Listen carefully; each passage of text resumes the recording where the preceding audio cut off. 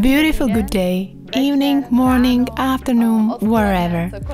Simply, I wish you a beautiful day. Enjoy this course. The course was created to be for everyone. My name is Veronika Petrás and I've been doing permanent makeup since 2017. And I specialize in hair strokes technique. It's something I love the most, and I would like to give you all of my experiences, insights and things that I've done in the time I've been doing hair strokes technique. I would like to give you the best of what I have learned, especially from my practice. I believe you will enjoy this course. This course is built as a mention for everyone, or at least that was my goal. So I hope and I believe that you will find a lot of new information. But I think if you are an advanced artist who already has been doing permanent makeup for a while, then I'm sure this course will include some information you already know. At some point you may be thinking like, I already know this and I can skip this, but I think from my point of view, it's definitely good to repeat things. Repetition is the mother of wisdom. If there is information in this course that's been around for a long time and you know it, or that you have on daily basis, think of it as just repeating this information to yourself. This lesson will be about hygiene. I would like to tell you some simple controls in the workspace. So first thing, use disposable sterile instruments as much as possible. And make sure your tools are sterilized. What does that mean? It doesn't matter what your health department allows or doesn't allow. I hear one student's opinion that our hygiene department doesn't require us to have a sterilizer, so I don't have one. It doesn't matter what your hygienic department does or doesn't require. You want to protect yourself and you want to protect your client. It means that it's important to have a sterilizer in your salon. It's supposed to ensure that it destroys all these microorganisms. Use barrier packaging. Barrier films that is wrapped for materials that cannot be sterilized.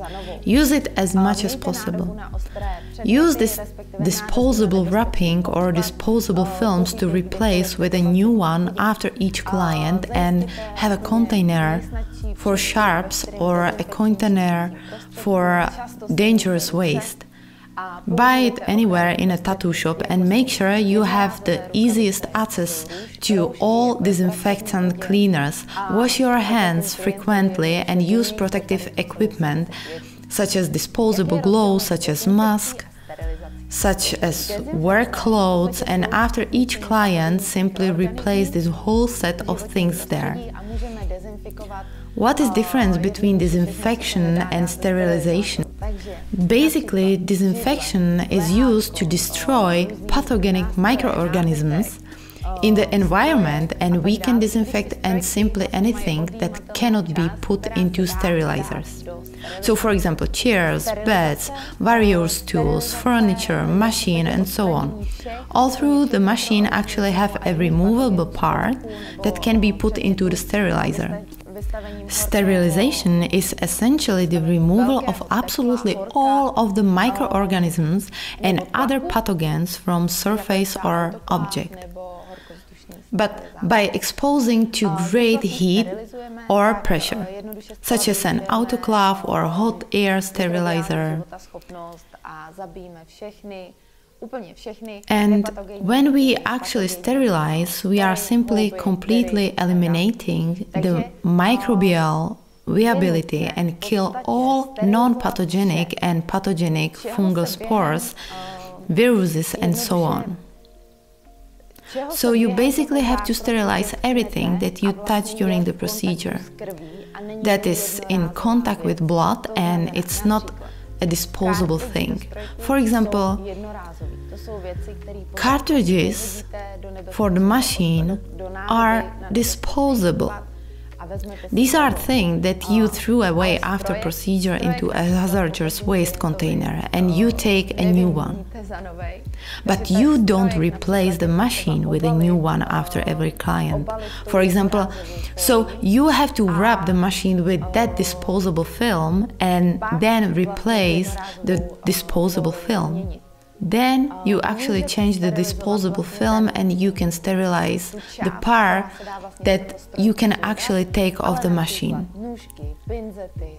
But like scissors, tweezers, blade holders, all these that are made from steel and can be sterilized. The other thing is the hygiene of the artist and how your image presents not only you, but your overall brand, your company, and so on, which means that not only a clean and organized work desk, but you should also take care of your clothes and stuff like that. What I recommend is to always have a clean professional clothing. Some kind of, for example, work uniform that you change every day. Wear disposable gloves.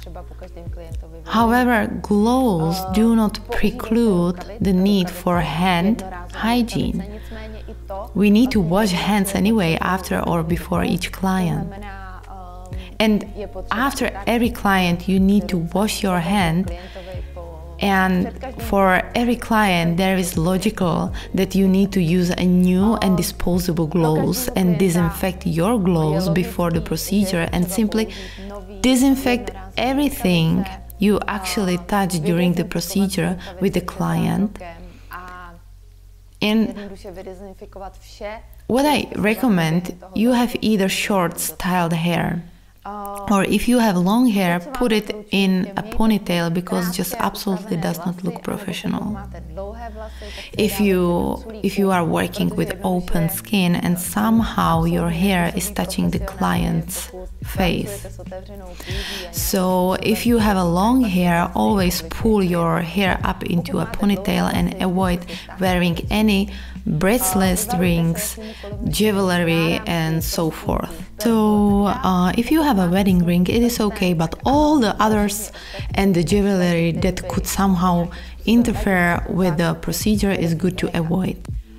Use disposable aprons, and it's probably the most comfortable because you don't get dirty. So it looks easy and good for the client that it's disposable.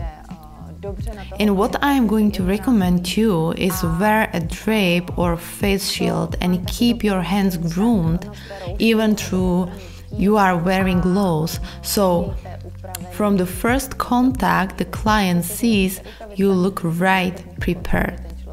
So the proper order of those garments or protective clothing put on should be apron first, then you put on the drape or that protective shield, and very last you put on the gloves. The proper order of taking it off, it should be gloves first, then apron, and finally the mask.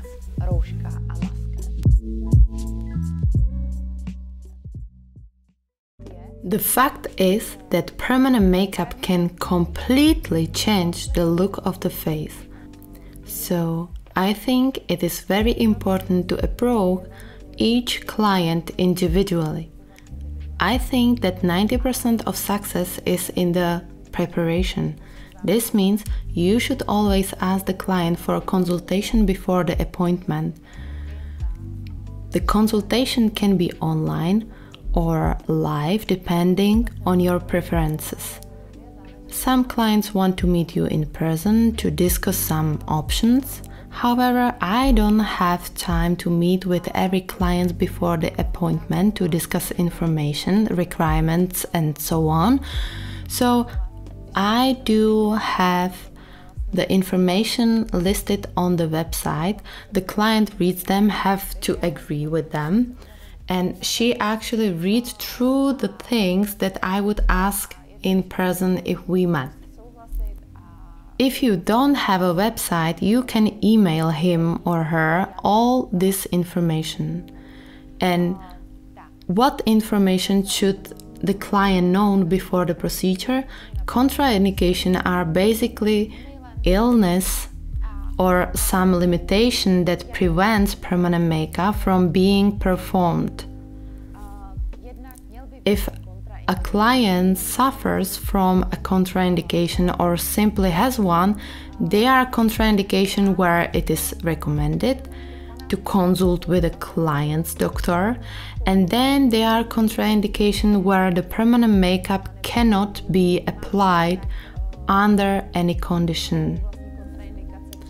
It is good for the client to know about the contraindication in advance, so that it doesn't happen that the client comes for permanent makeup application, makes an appointment with you, she comes, fill in a form, and you find out from the form, from the agreement, that she has some contraindication that makes impossible to apply permanent makeup.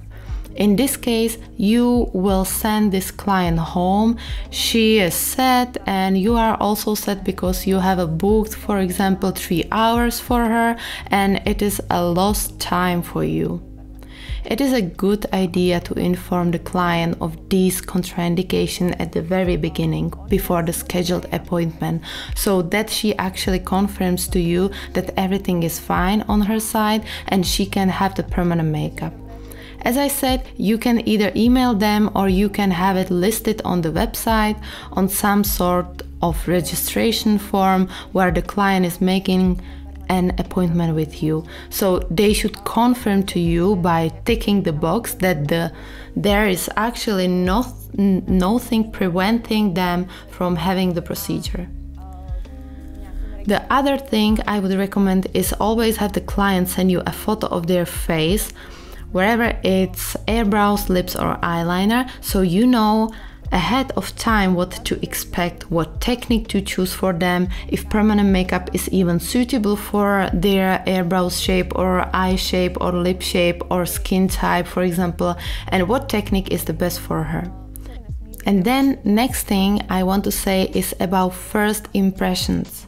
First impressions, it's that we are all salespeople. Wherever we want to be or not, we sell ourselves every day.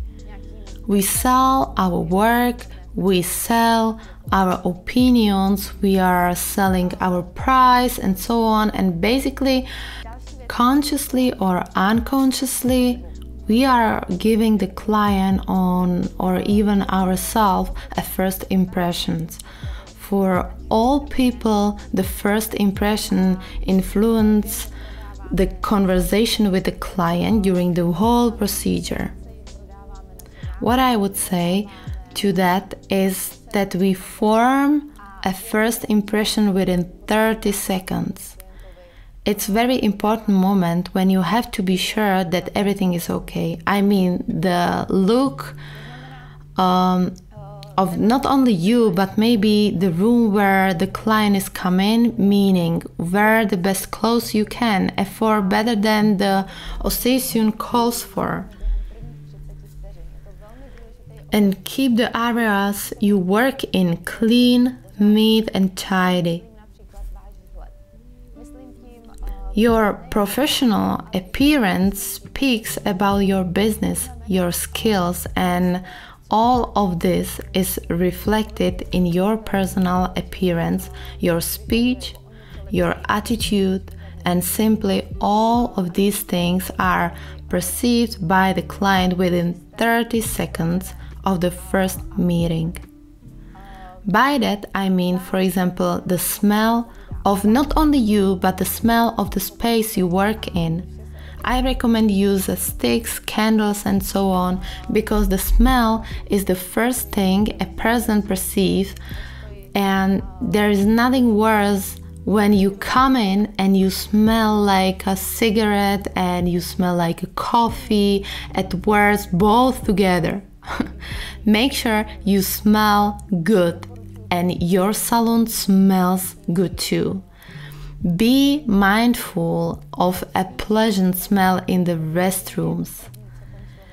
And when we smell unpleasant stand for this reason. The unpleasant smells can make you or the salon basically terribly uncomfortable for the client. The last thing that is really important to pay attention when you are making a first impression is smiling. Smile is for free. You can use a smile wherever you want, and smile works absolutely every time and on everyone. Let's talk about marketing. Although you may have the perfect job, if your job is missing marketing, you may not have a clientele, especially in the beginning. When you are starting out with permanent makeup, basically with any business, person who has mastered marketing and who can work in marketing, it's much easier for him to get started. As far as the permanent makeup business goes, I would recommend making a portfolio before you start, because people want to see your work today. Of course, it's nice to have a people who will want to come to you for a referral from someone else, but even those people, before they make an appointment with you, will want to see some of your portfolios. You know, it's a permanent makeup. It's something that's gonna be on their face for years. They want to make sure that the artist who is going to create it for them, if someone who has really nice work, that means have a portfolio of your work. But how do I create a portfolio of a work if I'm starting out and don't have a client? I don't have a client precisely because I don't have the portfolio. I would recommend that you do a portfolio of the client that you are going to do for free of charge or for some minor cost that you have associated with your job. You can reach out to your friends and ask them if they would like to be your model. I'm not saying I would want to try anything on you, but if you could start the technique on them, that's you are learning right now. Take some nice pictures and based on those pictures to create a portfolio on your social media. Be sure to set up a work profile to showcase your work and separately personal profile. Of course, you can have it connected with your current personal profile. Maybe you already have a personal profile running for a while, and the fact that you have some followers or some friends there, it's definitely working for you to share your work there. But in the future, it's definitely good to have those two profiles separate. I recommend you create a profile on social networking sites like Facebook, Instagram, but nowadays it's also becoming very popular like TikTok. So set up a profile on a social network where you show your work, but definitely make a website that can be sponsored on Google. However, on those websites, you also need to have that portfolio. So I recommend, if you want to have a portfolio, for example, or of hairstrokes technique, then get a couple of models either for free or for a little money, which will be cost related. You need to create a nice pictures, collage, and you will create a nice profile.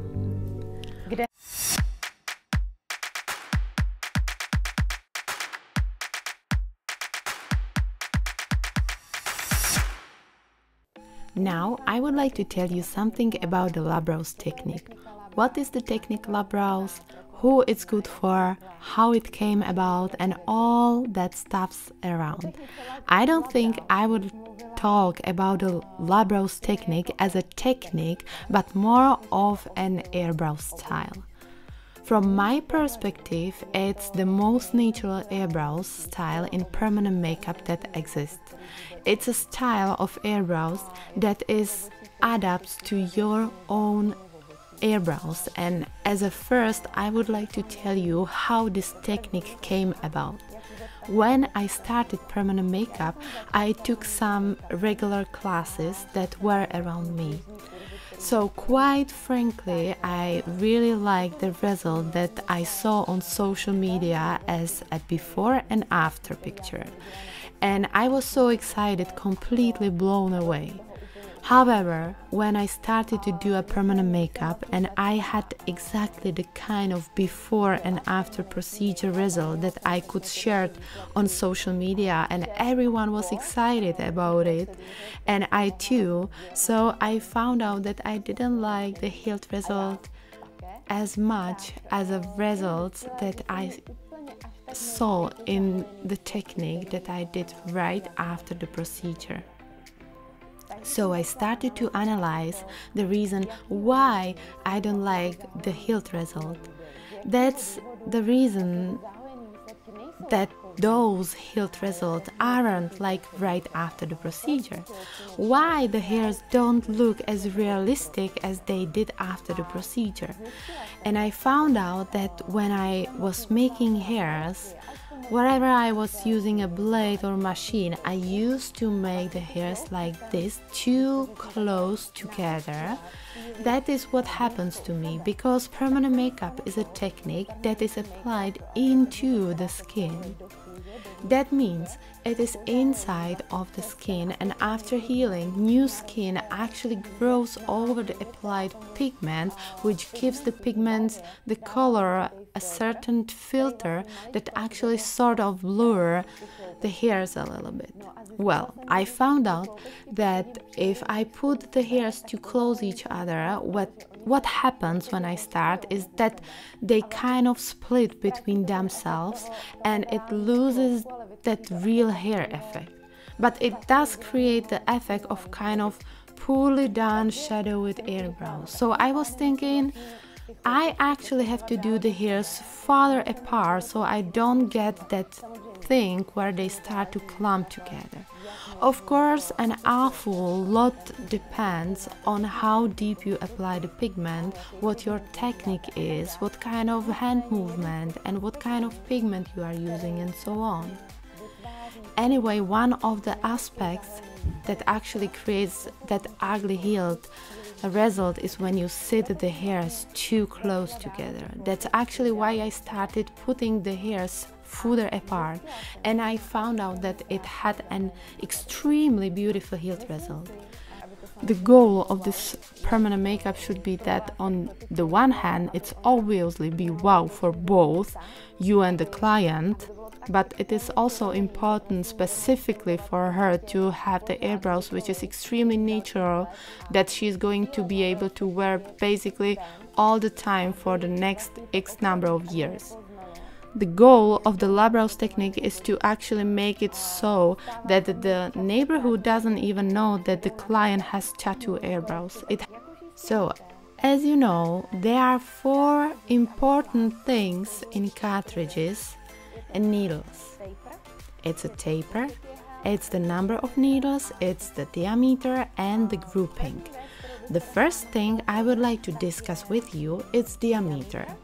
It's the thickness of the needle. It means we can have a needle thickness that is, for example, 0.20 millimeters or 0.25 millimeters or 0.30 millimeters or 0.35 millimeters, depends on the manufacturer.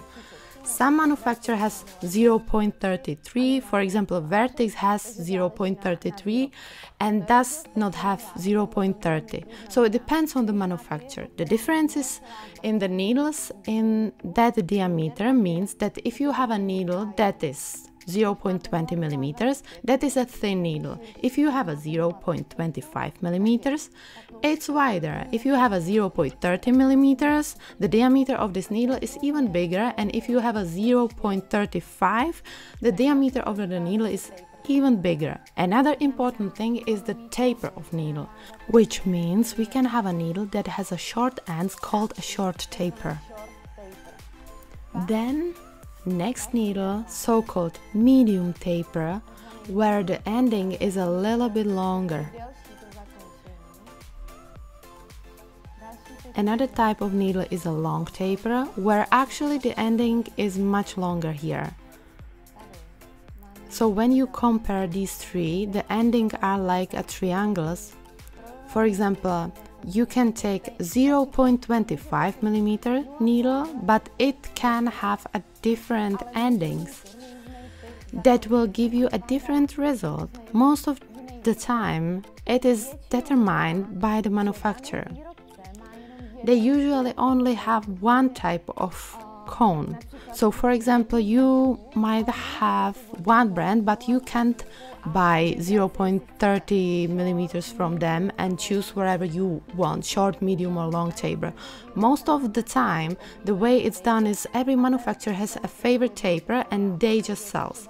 So you need to find out about those individual manufacturers what that taper has and what actually suits you specifically. Another thing that we deal with in cartridges is a number of needles. It's either one needle or multiple needles together, and it depends what grouping you have those needles in. So you can either have it round, for example. If you have a 3 rounds, that means you have 3 needles that are grouped in a sort of circular pattern.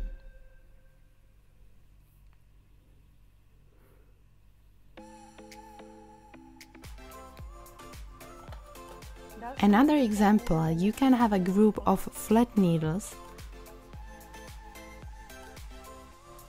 which means you have 4, 3 or 5 needles next to each other, depending on what's written there.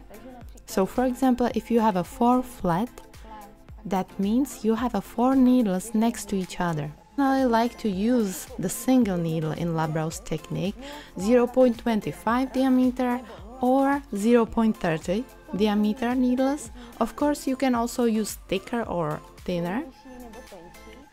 If you have a client who has a thicker skin, more porous skin, and she has got those thicker hairs, you are going to need a thicker, bigger diameter.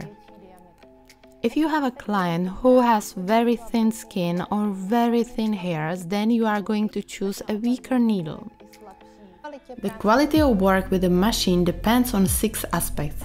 It's a direction, movement, pressure, stretching of the skin, speed of the machine and hand together, and the angle at which we work. So, in terms of angle, I always work or try to always work at 90 degrees angle. And that's because it's the most prestigious work you can create with the machines. If you are working at the 90 degrees angle, you have to realize that when you have a skin and you are working at that 90 degree angle, the pigment is applied exactly straight into the skin and actually creates the most precise hair effect. If you are working at the different angle, you have to realize that the pigment is going into the skin at an oblique angle, and that means that in real life on the skin the line will look much wider in most cases. So if you want to create a precise hairline, always work at the 90 degrees angle. Proper skin stretching during the procedure is another extremely important aspect for quality of work. We always stretch with 3 fingers. I use my thumb, my middle finger and my little finger. The little finger gives you stability to work the machine, and these 2 fingers help you to stretch into a triangle. The stretching should work like this. That means you are stretching in 3 directions. A common mistake is when students stretch like this, they think they are stretching in 3 sides with fingers, this, and this, but they are actually stretching the skin only in 2 sides. So it's important that you make sure that you stretch the skin into what's called triangle, 3 points, 3 sides, like this. The speed of the machine should be directly proportional to the speed of your hand. In general, the slower your hand, the slower the speed of the machine should be, and the more precise and less traumatic the result of the work.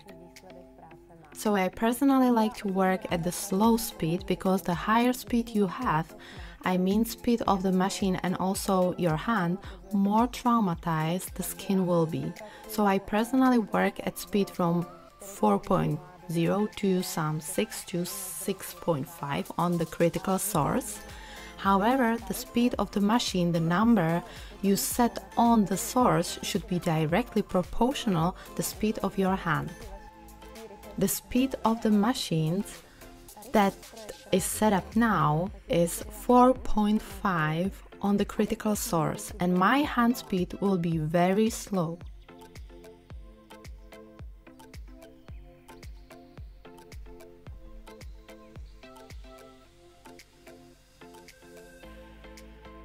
I'm going to increase that hand speed a little bit on the second line.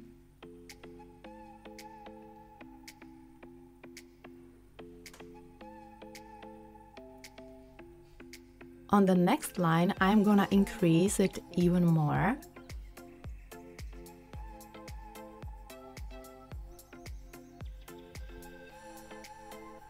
And on the third line, I'm gonna raise all the way up. So, and now let's clean it up.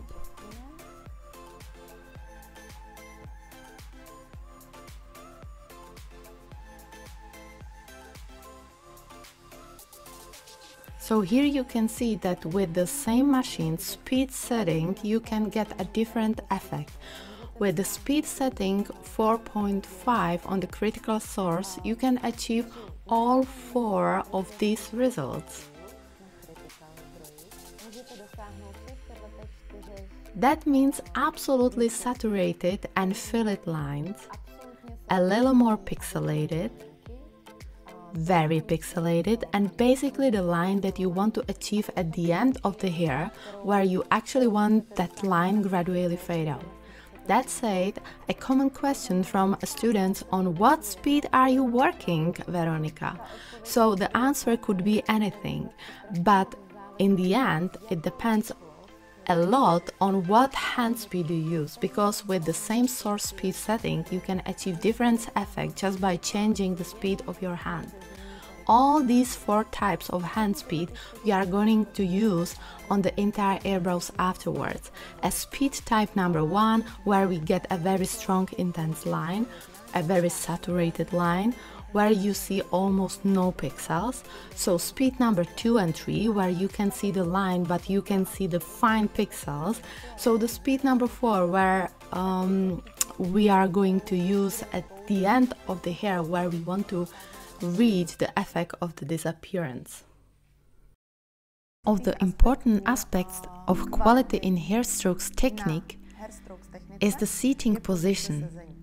You have to move around the client. You cannot do all that work from one spot. I personally work by moving along that axis. That means if I'm working on these eyebrows, this side of eyebrows, I am sitting at this angle with the client. You can get imagine around the client's clock, and here is 12, here 1, 2, 3, and so on. So if you imagine the clock, when I am working on a client's right eyebrow, then I'm working from position number 9. When I'm working on the client's left eyebrows, I am working from position somewhere between 10 and 11. When do I work from position 12? Only when I'm working on the front hairs, on these right eyebrows. At the moment, I'm working on the front hairs, on the left eyebrows, so I'm sitting in position 9 again. My hand is over the client like this, and that's how I work. It's important to have stabilized hands. When you are working, it's important to keep your elbow above the client's shoulder. Or if you are in position 10, 11 or 12, you are putting your elbow on the recliner. Another great thing is when you have an elevated cosmetic bed. That way, you have the position of the chair. That means you don't mess up your back. The moment you work in permanent makeup for a long time, you work every day, and in bad body position like that, after some time you will have a back pain. You start having problems with back, and even the work isn't gonna look good.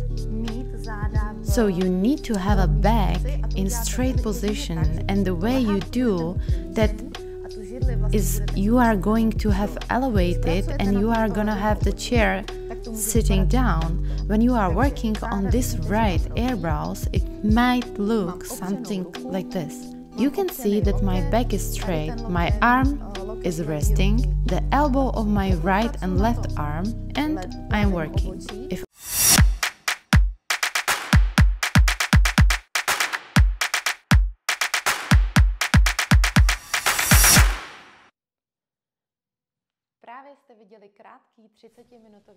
You have just seen a short 30-minute video clip from 2 of my online courses.